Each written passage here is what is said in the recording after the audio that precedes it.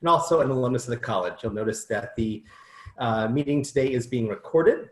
There are many people who would like to review this session later on, and Professors Keil and Shelton were so kind to allow us to record this so that people can watch it on our virtual library in the future. If you don't know about our virtual library, go to cmc.edu/alumni or cmc.edu/parents and click on our virtual library. We have sessions there from over a dozen, maybe even 24 now or more, alumni and parents.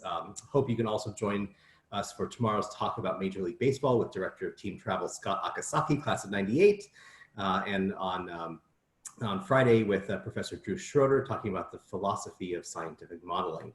Hope all of you are doing well wherever you are. I know these are very difficult times, and our thoughts are with all of you, and if there's anything we can do in the Alumni and Parent Office, please do reach out. It is July 29th, which means we are 1 month into the new year here at CMC. Our new academic year starts July 1. Very sadly, as you likely are aware, we are going online for the fall semester, right now our incredible faculty are working around the clock to make sure they provide a very exciting, very positive virtual opportunity and virtual engagement programming for our students, as is the rest of the campus. Thank you to all of you who contributed to the college in the last fiscal year prior to June 30. We had 4,000 alumni and about 1,000 current and past parents donate to the college to help us do all the amazing things that we can do, including supporting all of our students during this crisis, whether it's with technology needs, flights home, or of course, student scholarships. So a big thank you from myself, but also from Claremont McKenna College for your continued engagement and support. Today's topic pokes right at the heart of CMC, and of course, the Lowe Institute of Political Economy, where our two professors are joining us from. The Lowe Institute of Political Economy is, of course, one of our 11 research institutes on the campus. The Lowe Institute's mission has 3 main goals. The first is to provide students with opportunities to apply in a supervised environment their textbook knowledge of economics to complex problems in fields ranging from academic research to policy consulting to corporate development. The second one is to promote continuing education of faculty to renew their expertise and heighten their scholarly impact. And of course, the third is to raise the profile of Claremont McKenna College, which this institute does exceptionally well. So thanks to all of you on the call who are affiliated with the Lowe Institute, and for all the great work you do to support the college and our students. Cameron Shelton is the director of the Lowe Institute of Political Economy. He's the McMahon Family Associate Professor of Political Economy and George R. Roberts Fellow at CMC, where he teaches courses on macroeconomics and political economy. Professor Shelton's research addresses whether and how the institutions that structure political competition affect macroeconomic policy and outcomes. His research, usually always with students, has been published and cited in highly regarded journals in both political science and economics. Manfred Keil is the Associate Director of the Lowe Institute of Political Economy and Associate Professor of Economics at CMC. Dr. Keil has been involved in the analysis and forecasting of economic activity in the Inland Empire since the beginning of the project in 2009. The Inland Empire is where Claremont resides, and Professor Keil and Shelton can detail that if you wish. He teaches statistics, econometrics, and macroeconomics. His research interests are in comparative economic performance of geographic areas, political economic interaction, and forecasting. In addition, he's been involved in teaching quantitative courses in the CMC Silicon Valley program in the Bay Area and the Yonsei Summer Program in South Korea. Professors Cameron, Shelton, and Keil, thank you so much for being here, and the floor is yours.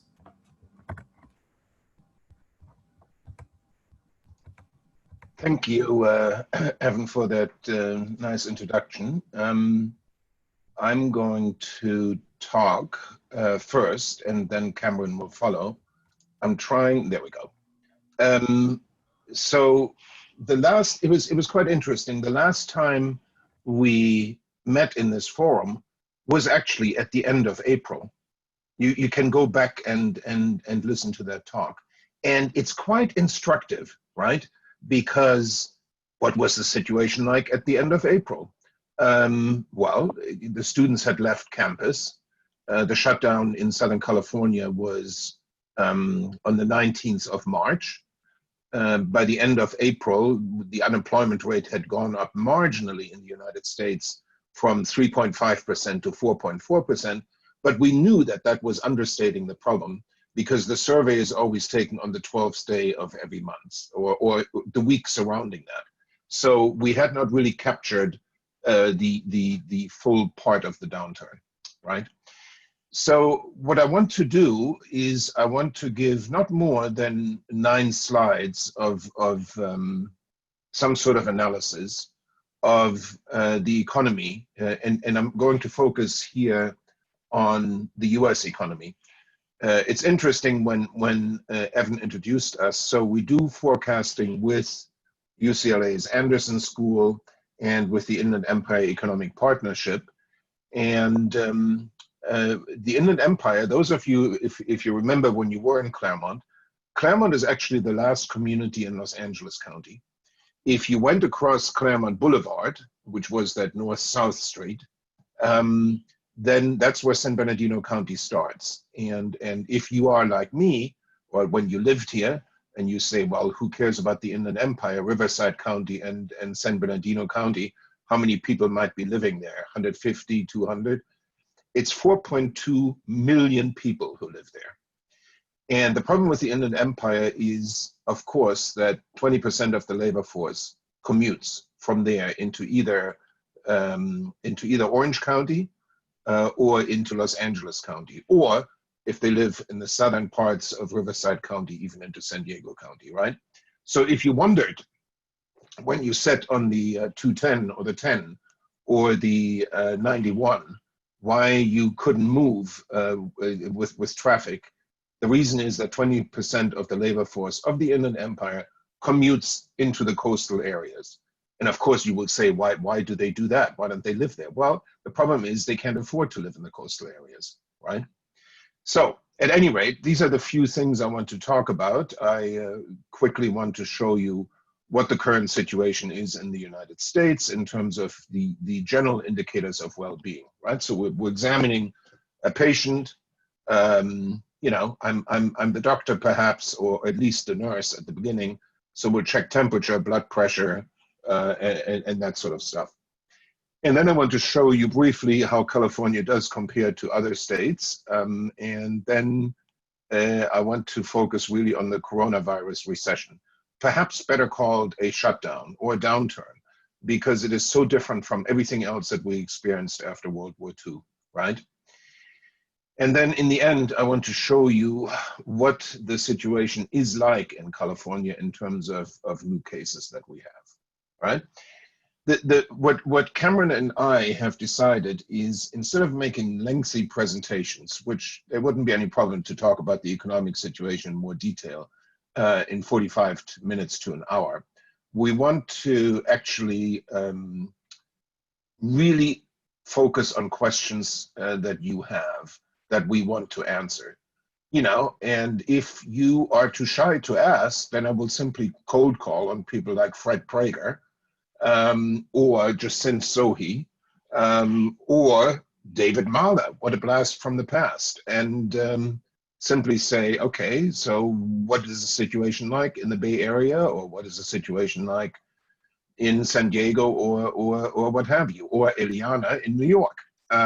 So many of these things, don't be surprised if we cold call on you. We really want to emphasize here some sort of interaction, and that, by the way, speaks well with what is going to happen in this semester. If people are just on Zoom and they're going to watch lectures, well, they're going to multitask. They're going to be on Facebook. They're going to buy some clothes on the internet and so forth, right? So the only way really with Zoom to interact is either A, in small groups, or B, by having a lot of back and forth, right? So, Fred, I don't see you currently writing down any questions, but it's okay. They will be in your mind. It's okay. All right. So here we go.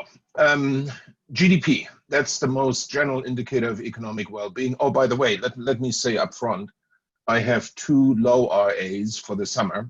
One of them is Yao Li, who will start her PhD program at Northwestern University in the fall. She's my student manager. And Joseph Hahn, who stayed here at CMC over the summer instead of going back into quarantine and into China. So both of them have helped, of course. GDP. So this is what GDP growth looks like. It's these gray bars are recessions in the United States, and you can see we've had 11 of them since the end of World War II. A recession is not if there are 2 quarters of negative growth. A recession is really if it is declared by the National Bureau of Economic Research. And that is an organization in Cambridge, Massachusetts, sits between Harvard and Yale, and they have a dating committee. And they have determined that the recession started in March of 2020. Well, that the peak occurred in February 2020, so we'll say that the recession started in March. So if you think about that, if GDP went down by 5% in the first quarter, what does that mean? If you remember what March was like, March for a long time, until basically the 19th, we didn't have big problems. We saw minor problems coming up at the beginning of March. So what Cameron and I at some point decided, we decided to say, what if for 10 out of the 12 weeks, the economy had grown at a rate of 2%, which is what it grew in the last quarter. Then if that happens for 10 weeks and you have 2 more weeks time to get to -5, what is the percent of growth that you need to get there? And here it comes. That number is -40, not 14, 40. And of course, that is what we sort of expected to happen in the second quarter. By the way, the numbers for the second quarter will be published towards the end of the week. The Federal Reserve in Atlanta has a GDP Now index, where they look at current time series and try to guess what's the best scenario for GDP, or what do we think it is most likely. And that currently sits at -35%. Think about the scale. If I put in there a -40, everything else will vanish. It will look like little sputters, and then there will be one spike, and that spike will be at -40 or -35, right? That is a situation in the second quarter. We will not know what the data is like for the third quarter until the first week of October, all right? So this indicator clearly does not look healthy. What is instructive is if you look actually that -5%, how is that made up of? And that's important if you want to talk to somebody about this recession, right? 70% of the United States GDP is in consumption. So if you can explain consumption, you're good, right? There's not that much left to explain. And here's what happened to the components of GDP. In other words, how much did each component contribute to that -5%, right? And you can see that goods, certain goods had some increase, other goods had a decrease. So what were the goods that increased? It doesn't take a rocket scientist to figure this out. It's non-durables that increased, right? Our demand for toilet paper, if I remember correctly, which emptied the stores, or hand sanitizers. I mean, all of that is in the plus 1.04% of non-durables, right? Durables, on the other hand, fell. And then came the big one. Consumption is not only made up of goods, but of services. So this includes going to the hairdresser, to the nail salon, to something that I'm sure many of you do quite often, to go to the tattoo parlor, and things like that. So the lesson to take away from this is non-durables demand went up, not surprisingly. We all went to the stores and bought the necessities, right? Durables went down and services plunged. Okay, the rest sort of sits there. Yeah, okay, so a little bit happened to investment. This is not trivial, but nevertheless. And as a matter of fact, imports rescued us. If imports had not been as high as they were, you could have added those 2.5% or 2.5% to the remainder of the 5% decline, and that would get you to a decline of 7.5%, right? So that's a big lesson to take away. This is obviously a recession in consumption, right? And it's because simply we shut things down. Unemployment rates, right? So I remember David Mahler being in my macro class and always making fun of me because I would say, which one was the most severe recession after World War II? And I would say the Volcker recession. So Paul Volcker created this to get rid of inflation, which had hit 15%. Then, of course, David Mahler graduated, moved to Silicon Valley, and the recession, the Great Recession happened. However, it was only 10% in the maximum. Well, this recession, we started at 3.5% unemployment, very low, record lows. If you draw a line across, we haven't seen these sort of numbers until the 60s, maybe the 50s, right? An initial increase that wasn't that bad, but it was because it was mismeasured. In March, it only captured everything before the shutdown, and then the real numbers became visible. So in April, the unemployment rate was 14.7%. I mean, you've never seen an increase in a month like that. You can look at the data in front of you. And then what happened, the unemployment rate starts to come down, actually. So in May, the unemployment rate fell by 1.4 percentage points and then by 2.2 percentage points. So by the end of June, we look good. The numbers in July that will come out will be published not next Friday, but the first Friday of the month. And it's our strong belief that that number will go up again. So we're not going to be at 11.1%. At best, we're going to see some sort of non-movement around that, right? So 11.1%, my best guess would be it will go back up to 11.5%. So that's because of the current shutdown that has occurred, and we'll talk about that later. So here's a big picture that many of you typically don't get into. You don't look at the sectors. But if you want to say something about this recession, do not talk about the government. Do not talk about construction. Yes, we've had wonderful growth in construction over the last months. Who cares? It's all dwarfed. It's all dwarfed by four sectors. And these are all four sectors. If I had to say to you, name those four sectors, you would have come up with those, right? At least with three of them. Because all of these are the ones basically that require face-to-face interaction, right? And therefore that were shut down. So the graph only looks complicated. The red bar, if it is dark, shows you where the maximum loss in employment was. So if we went from February to April, you would be at the bottom of that dark red bar, right?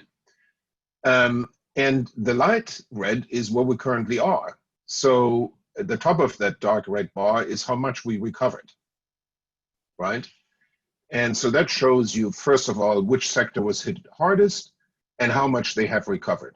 There are two blue sectors in there. They have never recovered. So they're doing worse than they did before. But information is very small, and government, we all know, right? We all know.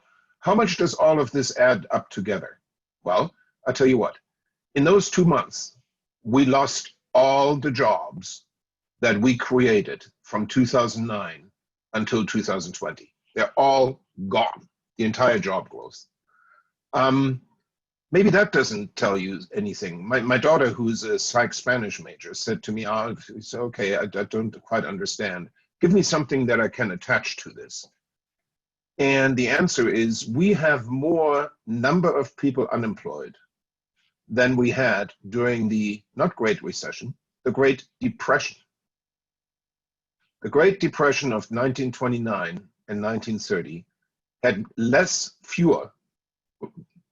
had fewer unemployed people than we currently have, right? And you would say, well, how come the unemployment rate is not 30%? Well, the country was smaller then. We're now more than twice the size of what we were before. But perhaps, to bring the message home, we have more people unemployed than during the Great Depression. Okay, what are the four sectors? Well, there's face-to-face, it's leisure and hospitality. That's not surprising, right? These are numbers, by the way, for the United States, not California. California looks worse. So leisure and hospitality, that's hotels, at restaurants, and so forth and so forth. The second one would be that you would have named would be retail trade. That's not surprising. These are stores, right? Other services you probably would have named if you knew what was contained in other services. And that's hair salons, and that is pedicure, manicure, nails, things like that, right? Perhaps the one that you would not have named is education and health services. So remember, many teachers were not laid off, but certainly there weren't any new hires. So whoever whoever resigned was gone. But that's not the big one. It's all really in health. And how you would say, how is it possible that health has lost so much employment? Well, because we have focused so much on the coronavirus, right? Anything else, you try to avoid going to the doctor for regular checkups, even if they offered it. For a long time, dentists were shut down. They were now they're now coming. They were now coming back up. If you had routine medical checkups, you wouldn't do it. And the other one is professional and business services. Professional and business services, of course, any of the offices downtown and so forth, right? So remember, if someone says, what is this recession about? You really have to say it's about face-to-face sectors, right? If we can deal with those 4 sectors, or 5 sectors if you include other services, then we can solve the recession. You still have problems in government, okay, but these are dwarfed. These are minor compared to everything else, right? So focus on those 4 or 5 sectors. How's California doing? Well, not so well. If I'd shown you this picture last month, the previous months, it would have been easier for you to predict where the high unemployment was. The previous months, the number 1 and number 3 were Nevada and Hawaii. And in between was Michigan, right? California was always sort of in place 4 or tied for 4th, right? So we are still in there. So California does worse than others. Look at Kentucky. Kentucky has an unemployment rate of a little bit more than 4%. That's quite amazing, right? So that's how California does compare to others. Don't worry about inflation. I know many of you want to. The initial decline in the consumer price index was 9.1%. That was deflation, right? Huge. But we seem to be there on par. There will be a lot of volatility, but again, despite the fact that we have government programs that have stimulated the economy in a big way, it's not really something to worry about. That's my last graph.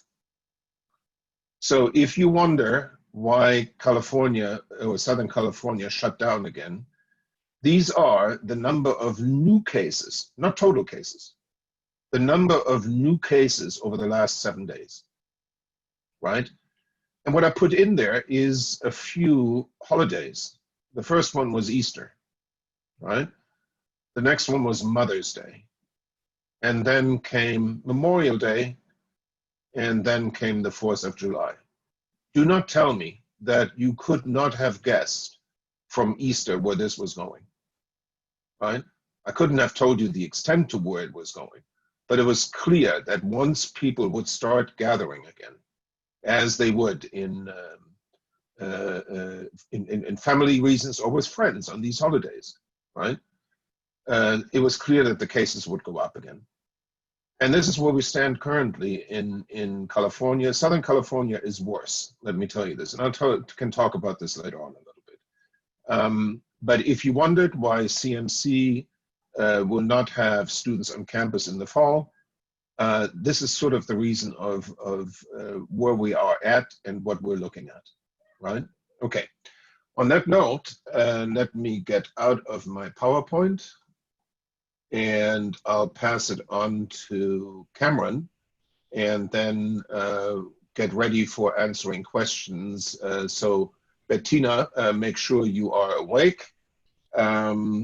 Steve Eggert, I haven't talked to you for a while. We'll definitely call on you. Brianna Losoya, you better be awake and be there. On to Cameron. Okay, welcome to all. I have two little tidbits that I prepared. Prepare might be an overly generous word.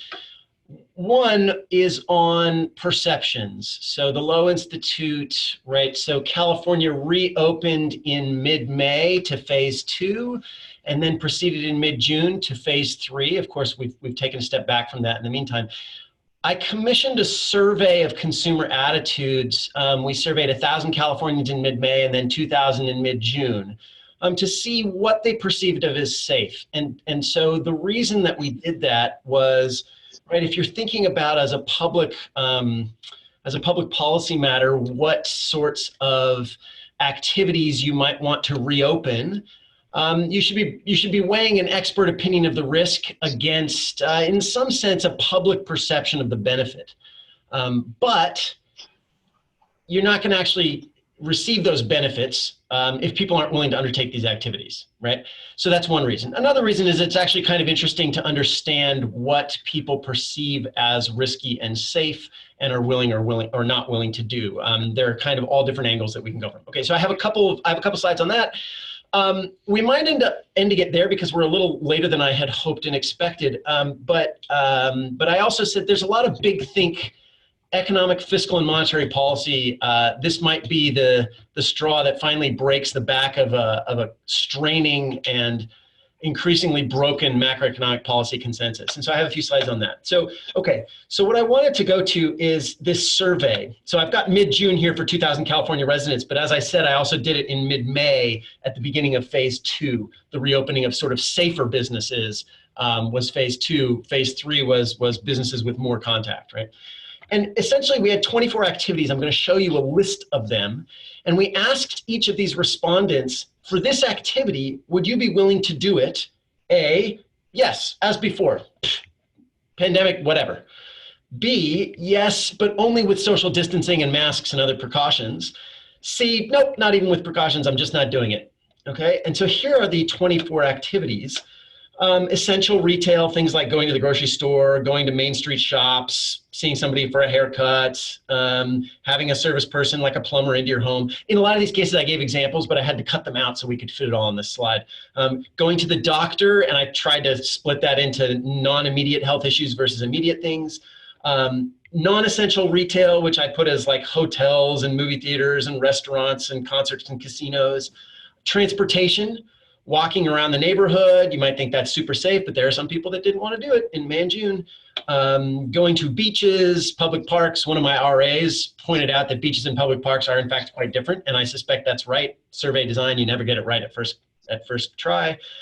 These kinds of things. And then civic life. Now, voting in a public or in a polling place, that's not necessarily relevant for California since people are going to have automatic access to mail-in voting. But nonetheless, I think that's also an interesting thing about how people are seeing things. And some people might not do the mail-in voting, and if they don't feel comfortable going to the polling place, it might not happen at all. Place of worship, sending kids to school. This one's a huge one, although we're not going to have the option here in most of California. Anyway, so these are the questions. We've done a lot of analysis, okay? So what I'm going to do is really distill down little bits. If you're interested in other stuff, go ahead and ask questions. The thing that I want to show you, this is a graph that one of my RAs just produced. I turned them loose on the data. I had done some stuff for an op-ed, and then I had a couple RAs this summer, and I just turned them loose. What % of activities do you consider risky? So take those 24, and if you say 12 of them are risky, then you're at 50%, which would be here in the middle of the graph. And by consider risky, we essentially mean that you're not just willing to do it as you were beforehand. You at the very least say, yeah, I got to have some kind of precautions. Okay, so you'll see that most people are stacked way up here on the right. That they're going to take, if they're going to do anything at all, they're going to take precautions for almost any activity. Okay, so this is pretty widespread. You'll also see that there is a tiny fraction down here, about 4% of the population, that just says, this ain't real. I'll do anything and everything. All 24 of those activities, I'll go to Disneyland. I'll go to a concert. I'll fly on an airplane. I will do everything without a mask. I just don't think this is an issue, right? So there is but it's a small fraction, interestingly enough. So we've split this out by party, and you can see that, but so far there aren't huge differences there. Those differences do exist, but they come elsewhere. Now this is what percent of activities are you willing to return to at all, even with precautions, without precautions, but you're willing to do it, right? So the opposite of this is I'm not doing that no matter what, right? So here, the 0 to 4, this 2% of the population isn't willing to do anything, even with masks and social distancing. They are in their homes doing nothing, right? So that's where these guys are. What you'll see is a lot more heterogeneity here. So there's a big bar of people, 100%, 100% of activities, that's about 17.5% of the population. They say, look, I'm willing to do everything, but if you combine it with the graph on the left, I want to have some sort of precautions, right? So these are the people that they think that the mask makes them bulletproof, right? They're willing to do everything, okay? And then there's a wide spread of people for whom they say some things are safe and some aren't, and there's a lot of disagreement about that. Okay, you might have expected this. So one of the other things that we looked at was what happened between May and June during the opening. And one of the things that was interesting was perceptions of risk declined amongst basically everybody during this period from May to June. Now, Manfred already showed you that the virus was spreading and rising during this point, albeit it hadn't exploded yet, which happened in June in California. But basically what we're finding is that just sort of going about your normal activity normalized this and people became less worried. Perhaps what was more interesting was that groups that were more cautious declined further, narrowing the gap. So we had convergence, and I've listed the groups that were initially more cautious. Now these groups are still a little more cautious, but they've narrowed the gap. Women were more cautious in general, those who had higher levels of education, those who read the news more, Democrats, and Asian Americans. And I think the Asian Americans survey or result shows just how interesting and important social networks are, right? Networks back to Asian countries that have a different attitude towards these viruses based on experience. And perhaps also, well, anyway, we'll just leave it there. So some sense that there's a rationalization of necessity when you compare different activities that from an objective standpoint ought to carry similar risk, that the activities that were more necessary were deemed less problematic in these responses, okay? So people are sort of rationalizing what they have to do or feel they have to do. So they're doing this sort of what's the necessary trade-off. As I said, this non-trivial core willing to do even the riskiest activities. And there were strong partisan differences. Now, these are hugely strong, okay? Those who identify as Republicans are much more likely to be willing to do activities. They're more likely to be willing to do activities without precautions and protections, right? I mean, nobody's surprised by this. But we did find that over this month-long period, about a quarter of that gap eroded. So that might be positive and hopeful for the idea that shared experience can lead to a shared consensus. Okay. I wanted to briefly note, Manfred was talking about what's going on in the economy, and I wanted to add on to that. We think a lot about whether this is what's the shape of the recovery, right? People talk about, one of our infamous colleagues thinks it's going to be a V-shaped recovery where everything's just going to, once you flip the switch back on, things are going to come back. And I think most of us in the economics profession do not believe that. Because there are what we call path dependencies, hysteresis, things that change. And I just want to talk about some of those, right? Reasons why you can't just flip the light switch back on, because I think they're important things for all of us to think about as we think about what's going to happen over the next few years, right? And one of them is people have used up their cushion of wealth. A lot of people have used up their cushion of wealth, right? We talked about, we had a survey through the Inland Empire Economic Partnership that showed that small businesses felt they had about 4 weeks of cushion before they would have to go bankrupt without help. Now they've gotten help from the federal and state governments, but nonetheless, big businesses felt they had longer. There are going to be a lot of small businesses that are going to go out of business.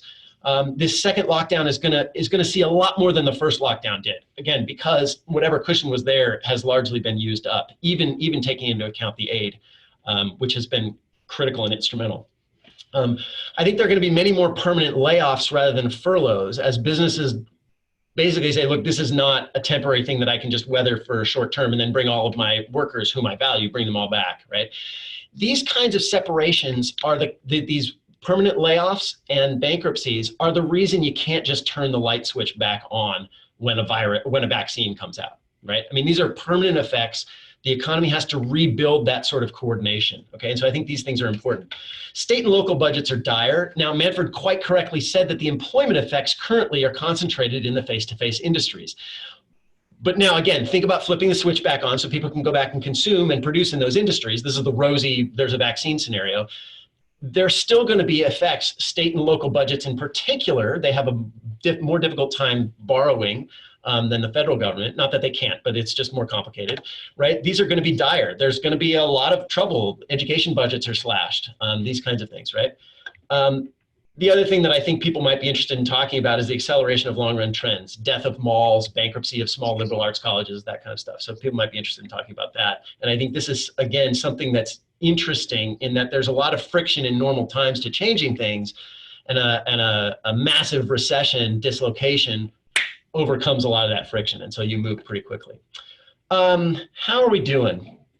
What do you think? Evan, what's your polling of the situation? Should we go to questions, or should I talk a little bit about macroeconomic policy? How do you poll the room? We have a lot of questions, and I think the idea of calling on a few people, just like a classroom, would be kind of fun. Why don't I cut out of this, and we'll leave some sort of, the other stuff I was going to talk about for a while, and we'll just take questions about what's going on now then, because I think that'll be more interesting. I'm not a cold calling kind of guy, so what have you got, Evan? That's because I'm the mean guy, right? Yeah, that's right. That's right. Good cutback. Let me before we do this, let me point out one cute fact. I've been through something like this before, and with somebody who's on this audience, which is Jim Bemowski.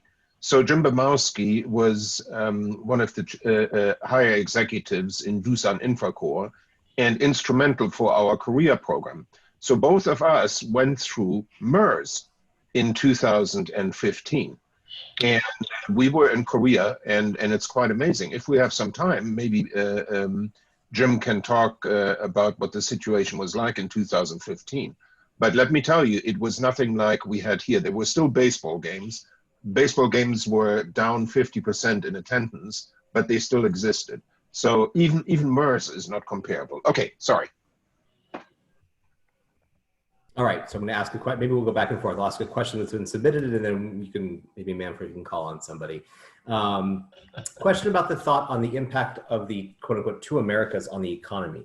We're seeing urges and interest in cost of vacation homes while also seeing potential eviction rates skyrocket. We're also seeing big differences in infection rates in communities that seem to be negatively correlated with income and affluence, at least colloquially in the Bay Area. How does that impact projections of economic data and consumption?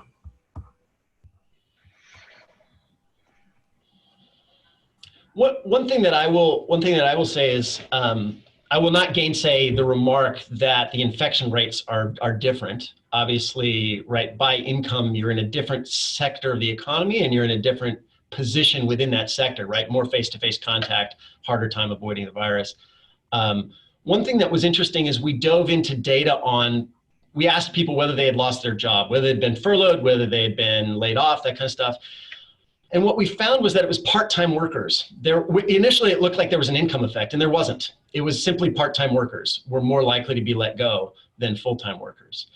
That was a way of delaying answering the question, because it was a big question that's hard to predict. I think there's a lot of discussion about whether this kind of pandemic is going to exacerbate or help inequality. And at least from my point of view, there's no question it's going to exacerbate inequality, right? One, it brings out the fact that part of inequality is your ability to insure yourself against this, that, and the other. And so the impacts are higher. But I think also social safety nets are going to be a little bit weaker, and are going to have trouble. Wait, Manfred, you're looking at me impatiently. Go ahead. No. Go ahead, Manfred. It's good that you did the. Oh, that's an interesting question bit, which allowed me to think about a little bit more. You're welcome. I delayed for you. Yeah, along the lines of what Cameron said. I mean, what do we know? What two segments of the population are more affected than others? And we know that the unemployment rate and the infection rate for Hispanics and for Blacks is higher. Now, I don't think that there is a biological reason for that. Some people have claimed that it depends on ability to absorb certain vitamins and so forth, but I don't think that's true. I think it is simply the fact that there are more Blacks and more Hispanics who work in the industries that are mostly affected. So I think it's really not a racial effect. but it's really an effect of the type of job you were holding down. And it simply means that there were fewer office workers affected who tend to be more white than people who were in face-to-face industries, right? There was one interesting aspect that Cameron said. I did some calculations yesterday, by the way, in case you wondered what the discussion about unemployment insurance benefits is, okay? And just quickly, and this speaks towards his line of that, you know, the income effect perhaps initially has not been as bad as we thought. So assume that you get $600 a week from the federal government. So that's $2,400 a month. And then assume that you previously had a job that paid you $12 an hour and you became unemployed. So from the state of California, the replacement rate is 50%, meaning your unemployment benefits are 50% of what you made, up to a certain level. You add those two together and you divide them by the number of hours per month. And the number that comes out is $21. So if you're currently unemployed and you receive both federal and state unemployment benefits, the equivalent that you are making is $21 an hour. So I went into downtown Claremont to the dry cleaners and I asked them about how much their business was down. It's 80%. They have let everyone go except for the owner and her son. They're still there, right? But they're trying to actually rehire people, and people who they try to rehire, who they had previously, are saying that they don't want to work at the moment. Yeah, so I think, okay, the last thing that I would add to this to try to get at the questions inquiry as to what going forward might happen. One, Manfred's right that in many cases, the social safety net right now is extremely generous. Not everybody can get unemployment, right? So right now, even the social safety net, we're seeing that it's increasing the inequality and the heterogeneity amongst a certain class of the population. To go back to one of the earlier remarks that I was making about the acceleration of previous trends, one of the things that Manfred and I have looked at and worked on with the Inland Empire Economic Partnership is the acceleration of roboticization. And we get a lot of anecdotal data and a lot of harder economic data that this crisis is going to accelerate that. So to the question about these differential impacts on communities, I think in fact, low education communities are going to have an even harder time coming out of this pandemic, as many businesses are going to accelerate their substitution away from low skill labor.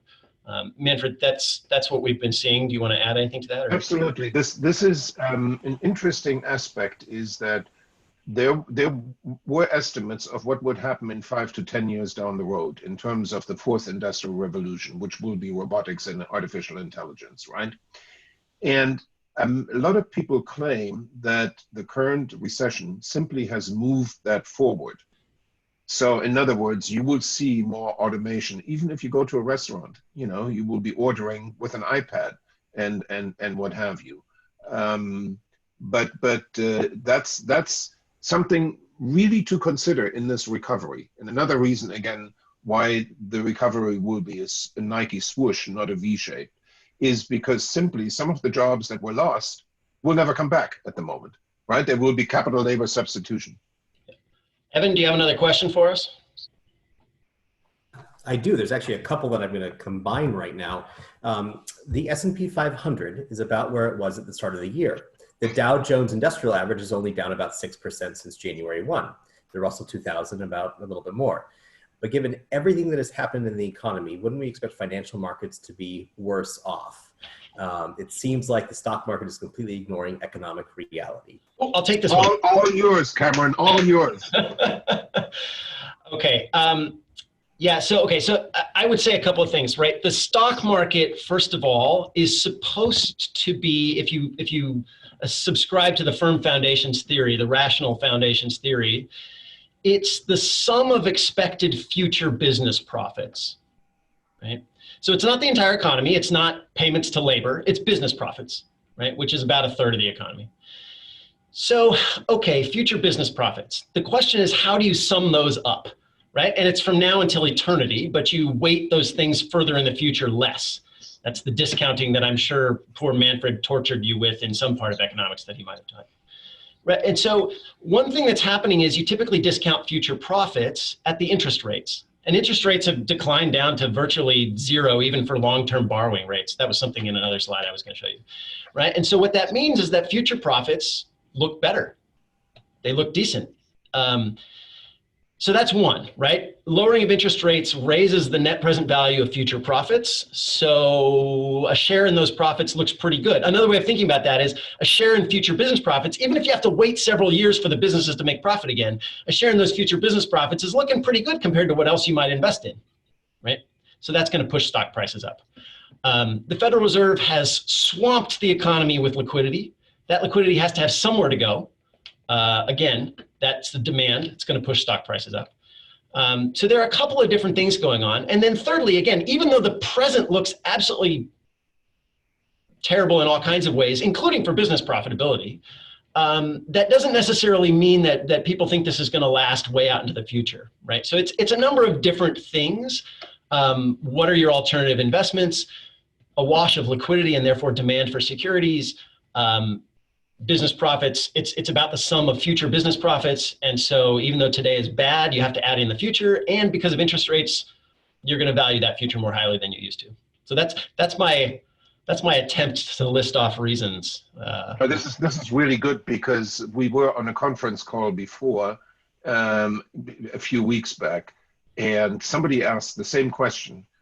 And so we were prepared. And I know that Cameron, after his answer, then decided to really go back and think about this hard. I thought my answer was just badly given. I didn't think it was wrong. I just think I didn't express it well. So hopefully I expressed it decently this time. All right, a follow-up to that. When do you think our economy will likely return to the level of GDP prior to COVID? McKinsey scenarios indicate early 2023, validated by several global CEOs and board members. Yeah, so this is the question of the shape of the recovery, right? So let me say this. In the Great Recession, the recovery was actually in GDP. It actually came quite fast. By 2011, we were back where we were before. In terms of employment, that was not the case.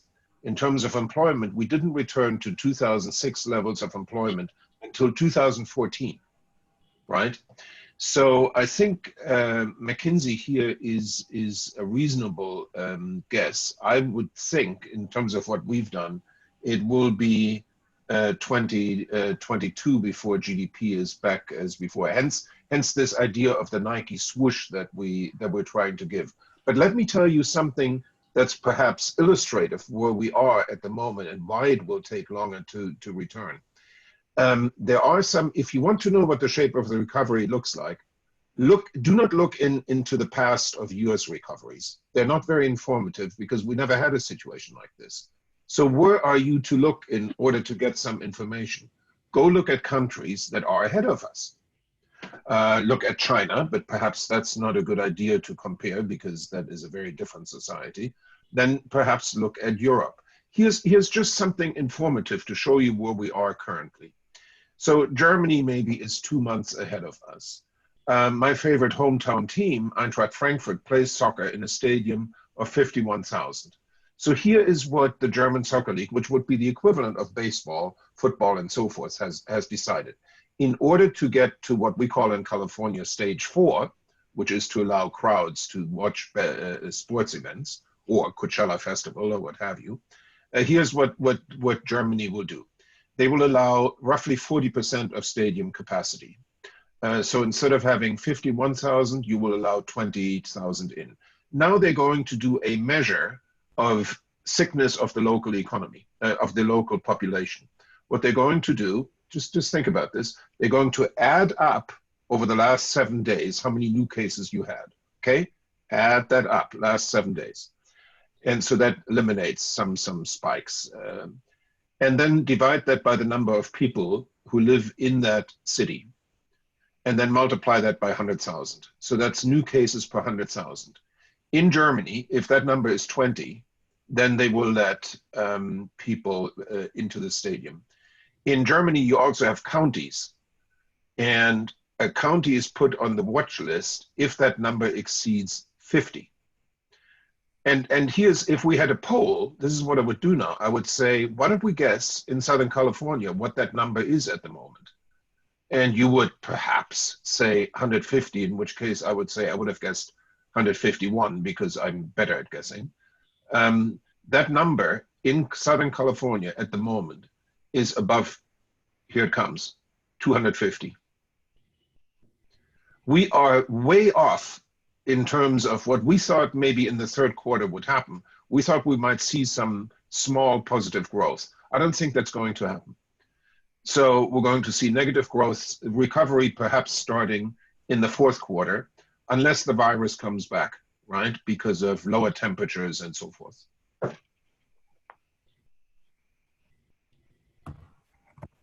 Let's talk a little bit about education. We've had a couple of questions come in about that topic. Dr. Shelton, you also mentioned the bankruptcies of some liberal arts colleges, which is certainly a fear that I have. And CMC is definitely in the middle of this kind of planning as well. We had an interesting question come from New York. What do you see as the future cost and economic model of higher education due to the virus? Online versus in-person education is highlighting major price differences among institutions. Some schools are offering discounts, some with small endowments face uncertain futures. How will any changes in higher education shape the economic recovery?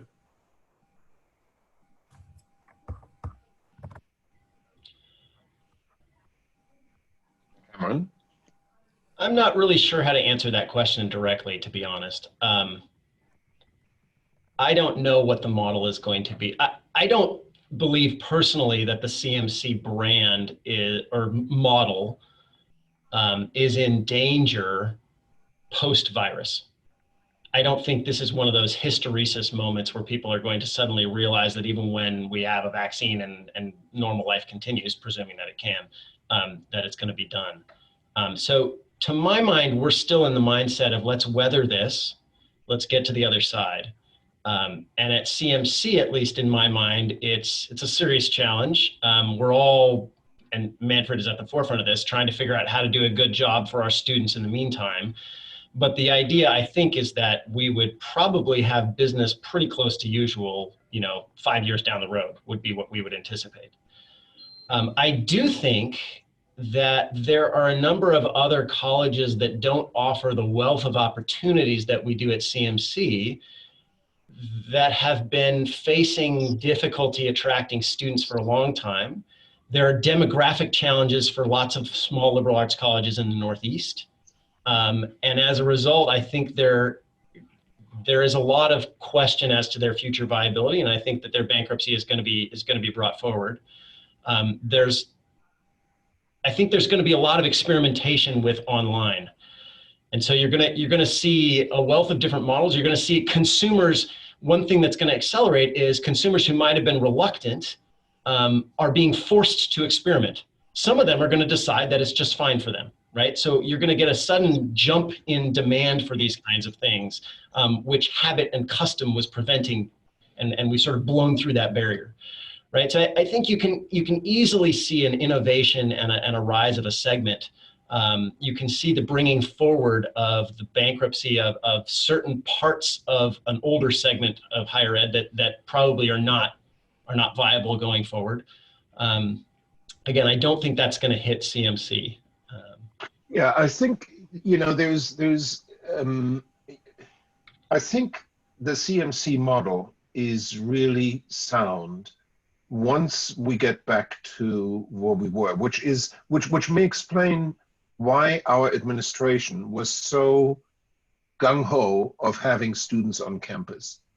I mean, to me, even if we had hybrid classes where some classes were taught in person, others were online, having students interact with each other and perhaps even with faculty is absolutely essential. This is what distinguishes us from large universities where you sit in a class of 500, right? Even there, in a class of 500, students interact and they learn together and so forth as they get out of that classroom. So I think our model is sound. We're trying desperately this semester to create something of the type, that's not that easy. So let me give you a personal example. I'm on a 3-1 teaching load. So I'm assigned 3 statistics courses in the fall, 1 econometrics course in the spring.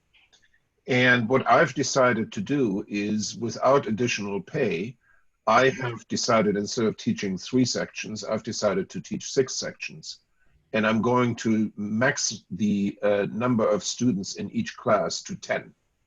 Because I think if you are in Zoom, and particularly if you do something like statistics, where there's a lot of interactions in terms of calculation, you can still have a feel of what 10 people are doing in the class with breakouts and all this, right? 20 is going to be hard. 40, 50, I just don't see it. When you get 40, 50, everyone is on Facebook and they're buying some clothes online and so on. Not everyone, but many. And so I think that we need to get through the current semester, and then as soon as we can, we need to get back. This also explains, by the way, why some schools continue to think that they will have a regular semester. I've got 2 colleagues at Tufts University, and Tufts is still on the plan of having a regular semester with students on campus, right? Now, maybe Massachusetts is better off in terms of outbreaks than we are in California at the moment. But I think that was the reason why the administration was holding out until last Friday to make a decision in terms of having students come back or not. So bottom line, to make a long answer short, for which it's too late. Bottom line is we need to get through this semester any way we can. And then we need to get back to having students back on campus, interacting, going to the ath, you know, discussing things as we did before. Question about the Federal Reserve's monetary policy. Do you agree with how the Fed, with the super stimulus package, has moved forward, or do you feel it's more like emptying the gas tank a little bit too early? Cameron, you can do the rest of your slides now. Yeah, I kind of wish I had. It would be a good setup to this. Look, the old macroeconomic policy consensus of fiscal policy is not good for stabilization because it's too slow. Monetary policy is good because it's fast. You just change interest rates and that moves it. The Fed focuses on one interest rate, simple targeting of inflation. I mean, that's just dead. It came about in the wake of the 70s, and it lasted until cracks started in the early 2000s. And then 2008 made it apparent that monetary policy was going to have trouble for stabilization because the long decline in interest rates has led us to hit the zero lower bound. And it's not impossible, but very difficult to figure out what to do after that. I think that's dead. Fiscal policy has become, at least in this current crisis, the lead. And I think it's going to be, that's not going to be going away anytime soon. Monetary policy did what it could do. You know, there are lots of people. Bernanke, for instance, gave a speech saying that monetary policy can still stabilize. I don't see it. I don't buy it. I don't think it can't do. I don't think it does nothing, right? I think some of the, as we said, some of the sort of happiness in the stock markets comes about from the flood of liquidity. Certainly, there are many businesses that would have had more problems if there hadn't been a flood of liquidity from the Fed, as well as the kind of rescue package from fiscal policy. So I don't think that the Fed is doing anything wrong. I just think that you know, we're not back in the 80s, and they can't do it all themselves to respond to the kinds of shocks that we've been seeing lately. So I don't think they you know, emptied their chamber too early or anything like that. I think this is what monetary policy is going to look like going forward. It is going to be what we used to call non-standard policy tools about 10 years ago. Now I think they're going to be the standard policy tools. I had a graph of interest rates. We're going to be in a very low interest rate environment for the foreseeable future. I expect the rest of my life, frankly. Just, you know, public debts have exploded. Banks have to keep interest rates low just so that you don't have bankruptcies. I mean, there are all kinds of reasons, in addition to the things that led to Bernanke's famous glut of global savings speech in 2005. So as far as commenting on the Fed, I don't have any criticism of what they've been doing. I'm sorry that they haven't reserved the Shelton seat on the Fed for me, that it's going to Judy Shelton instead. But, you know, not everything can go your way. Hopefully at least a family member. Yeah. No relation. It is 11:02. That is our time. I want to thank Professors Keil and Professor Shelton. I also want to apologize for not being able to get to at least a dozen questions. Hopefully, Professors Keil and Shelton will agree to return in a couple of months, maybe an update after the school year starts with also how online classes are going. Of course, at any time, feel free to reach out to the Lowe Institute or to the professors or to myself, and we can direct the questions to the appropriate Let me say people. as a word of goodbye, I found a picture that Jim Bemowski actually took of students and myself in Korea. So when I was talking about student-faculty interaction, that's the sort of thing I had in mind. I remember that well, Manfred. Great session. Thank you. Yeah. If you could This see, was outstanding. down a Harley Davidson there. That's a fantastic photo. Well, at this point, feel free to unmute yourself, say hello, say goodbye, or even if you want to get a question in still, go ahead and ask that question. So everyone have a great afternoon, be safe and be well, and we'll see you soon. Thank you. Thank you, everyone. Take care. Thank Thanks, you. everyone. Bye-bye. Outstanding. Thank you. Well done. Thank you. Thank you. Thank you, professors. Thank you.